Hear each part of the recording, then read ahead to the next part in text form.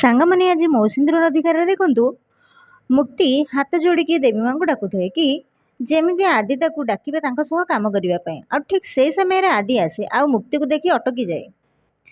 ଆଉ ମୁକ୍ତିକି ଦେଖେ ତ ମୁକ୍ତି ହାତ ଯୋଡ଼ିକି ମାଙ୍କୁ ଡାକୁଥାଏ। ଆଉ ମୁକ୍ତି ଆଦିକୁ ଦେଖି ହସେ। ଆଦି ମୁକ୍ତି କଥା ଭାବେ କି ମୁକ୍ତି ତାକୁ କହିଥାଏ କି ଆପଣଙ୍କୁ ଆଉ ମୋତେ ଲୋକମାନେ ଦେଖିଲେ ବହୁତ କିଛି କଥା କହୁଛନ୍ତି, ତ ବେଟର୍ ହେବ ଆପଣ ମୋ ଠାରୁ ଦୂରେଇକି ରହିବେ। ତ ଆଦି ଏ କଥା ଭାବୁଥାଏ। ତାପରେ ଆଦି ମନେ ମନେ କୁହେ, ୟାଙ୍କୁ କ'ଣ ଲାଗୁଛି ମୁଁ ୟାଙ୍କ ବିନା କିଛି ବି କାମ କରିପାରିବିନି?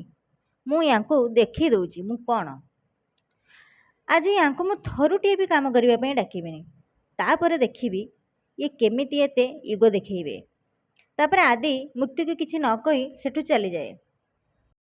ଆଉ ଆଦିକୁ ଦେଖି ନତାଶା କୁହେ, ଗୁଡ୍ ମର୍ଣ୍ଣିଂ ଏଡି। ଆଦିତ୍ୟ ମୁଣ୍ଡ ହଲାଏ।